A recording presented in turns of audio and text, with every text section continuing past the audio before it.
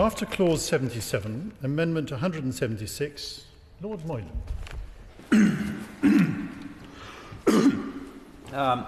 My Lords, I rise to move clause amendment number 176 and to speak to 178B, both in my name, and I'm grateful to noble Lords who have given their support.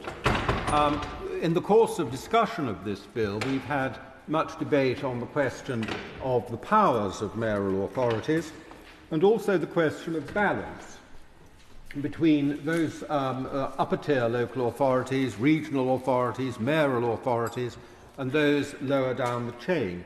These amendments continue that debate in a different way. With noble Lords' agreement, I'm going to start by speaking to 178B, and we'll come to 176 after that. Amendment number 178B is very brief and technical, but has quite a lot of effect.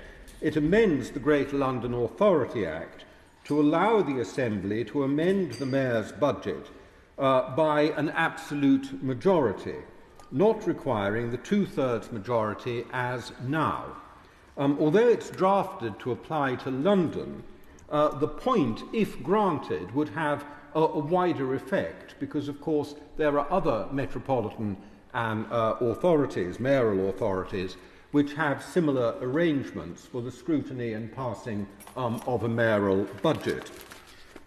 When the Blair government set up, but I will speak about London from my experience, and the other matters can be taken later. When the Blair government set up the Greater London Authority in the 1999 Act, they were very wedded to the idea that the mayor, that it should have a very strong mayor, a sort of Nietzschean superfigure bestriding the capital and, crucially for our purposes, able to impose his or her own budget on London, even if opposed by a majority in the elected Assembly. No reason was ever given for this, as far as I understand, and it entailed a significant denial of the norms of democracy. Ken Livingstone, when he was mayor, and Ken Livingstone had a certain sense of irony, used to sit in the public gallery of the Assembly when his budget was being debated, and every time he lost a vote and there was a majority against it, he would give a little chuckle and declare a triumph, because, of course, although there might be 50 or even 60% of the members voting against that particular provision in his budget, it had no effect because they couldn't achieve a two-thirds majority. The powers of the Greater London Authority, when set up, were strictly limited to being a strategic authority for London. That is what was explained. They were not meant to be a delivery authority.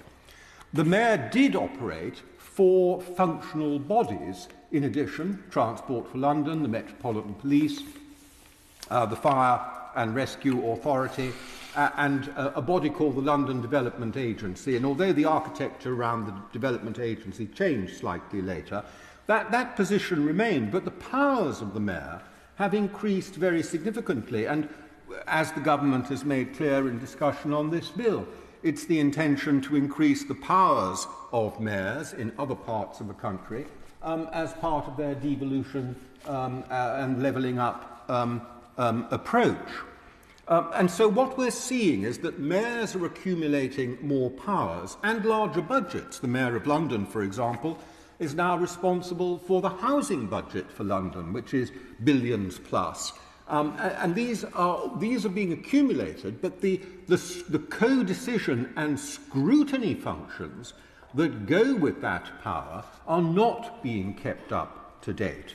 And in fact, this is recognised, I think, by the government. I even saw, I think in a newspaper, it may not be government policy as yet, but that government was speculating on seeking to increase the scrutiny of elected mayors by setting up panels of local MPs to scrutinise what they were going to do. There is no need to set up panels of local MPs to scrutinise elected mayors because the Assembly exists, the scrutiny body is there already.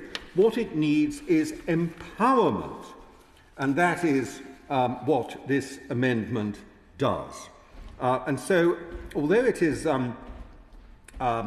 I'm putting a burden on my noble friend in inviting her to explain why we should be denying democracy in our great cities and urban areas. That is such a burden that it's quite possible, in fact, that she will decide to agree with me, and I will look forward to that very much indeed. Turning now to a question of balance of powers, we come to amendment number 176. This concerns a power, again I will speak of London. 176 is drafted to cover the whole country. It's not specific to London, but I'll speak of it in London terms because of my own experience and allow noble lords to draw the parallels with other areas, if I may. In the case of 176, it relates to a ULEZ charge, a power that the Mayor, in fact, has had since the foundation of the Greater London Authority. It's in the original, the road user charging is in the Greater London Authority Act going back as far as 1999.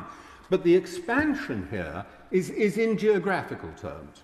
It is being taken from a small and very focused thing, as it was under Ken Livingstone, a low-emission zone around Heathrow Airport and a congestion charge just round the very centre of London.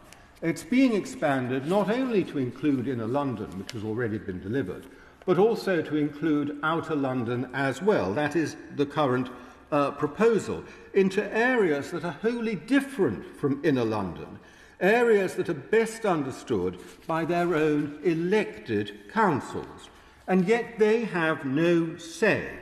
This amendment would give them that say, as I say, not just in London, but in other parts of the country. It gives a power of co-decision with local councils in the extension of a road user charging scheme, the ULEZ in this case. It requires that decision be made by the local council in full council. It wouldn't be a decision of the executive arm of the council, the cabinet, for example, or the local elected mayor. It would be a full council decision. It also, and it makes it retrospective, so that existing schemes to continue would have to be subject to such a vote.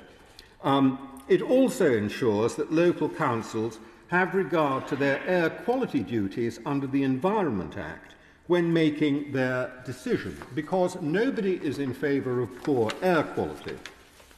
It's a question of how to get there.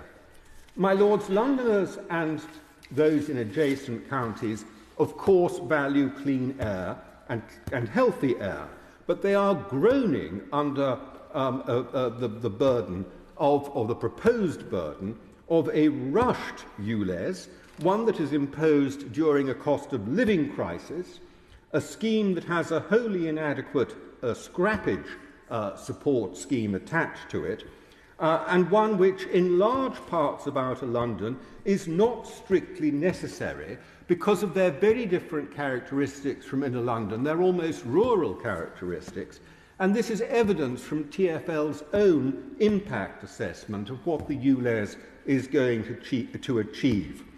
They look to their local councils to express their voice, and our job, I suggest, is to empower them to be able to do that.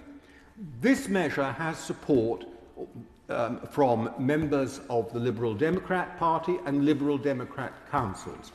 The proposal for ULEZ has been opposed publicly by members of the other place from the Labour Party, and so I hope it will command the widespread support of your Lordship's House, and not least get support from the one party not mentioned so far, the Conservative Party, when my noble friend comes to reply. I beg to move. Amendment proposed after clause 77, insert the new clause as printed on the marshalled list.